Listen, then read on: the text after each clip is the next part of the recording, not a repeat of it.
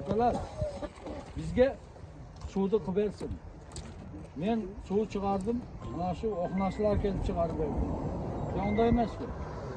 Şu balаны qoldap qo'yg'ila. Men ayta turganim ele boshqa so'zni keragi yo'q. Boshqa so'zning ham keragi yo'q. Bu toza odamlardan da kompyuterni chaqqilar. Qo'llaymiz deb şu yerda yelim bor, yurtim bor deb kelibdir. Oqsoqollarni ham eshitib kelibdir. Mana shu balani qo'llaydilar. Chaqqilar kompyuter. Çaylanbay qolsa ham borsanlar qanday deb turib. Deb eshitib qoladi. Yapıda kalsa ötüp gider. Duamızı vereyler ülkeler. Şunun için istegiler. Başkaları bardıkla çalgancı iken. Şu kulağını kollarınızlar ha. Onda emas diyor. Öğüt. Onda karasan taza adamdı şeylerle trebut kılırlar. Bu yıl bolsa bu yıldan keyindan dağın koyuveretti bu. Bu yıl hareket kılırlar. Şunu şeylerle ötüp söyledi. Hareket kılırlar ki mena kegile hani kuvvet attı. Bunu men bilmem de. Sebebi taza adamdın baldarı da bular.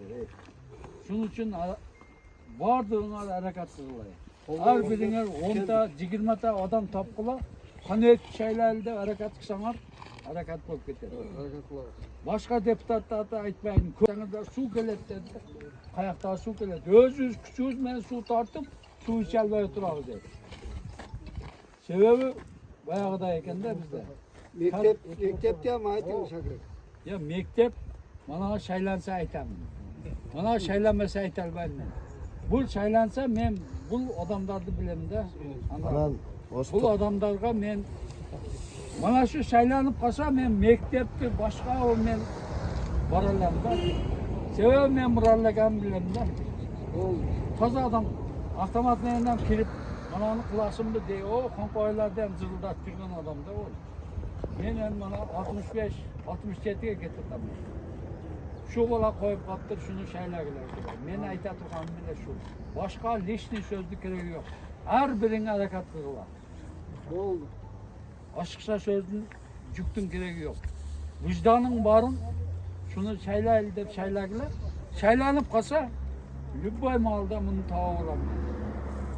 Çerez muradlaka o deputatın çakır bereka dep turib barıp aytalam da men. Aytalam men bunu. Men sizlarga söz beraman. Şul şeylanıp şul ötüp kalsa Sagraga şu yerda söylədiniz dese men sözüme cevap verelem.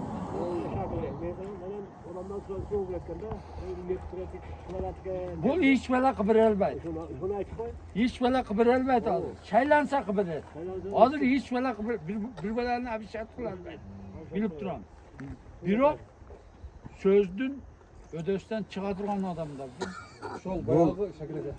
Pul özüne aytdığın okşayda bayağı eğer puldu bölüp alıp keliptir bir adam köprü bolup turup mamlaket menen neme elin ortasında köprü kerek ekan. Çok köprü şurada. Şunu şayla versek Xudo xolasa. Allah nasip. Keyin bana keleveresin. Xudo xolasa. Şükürge kelesin. Oo.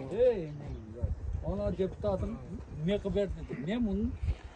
Anan özü Bardığımızdan bile yaxşı tanıyız bu kişini. O hurmatli akalar, anan biz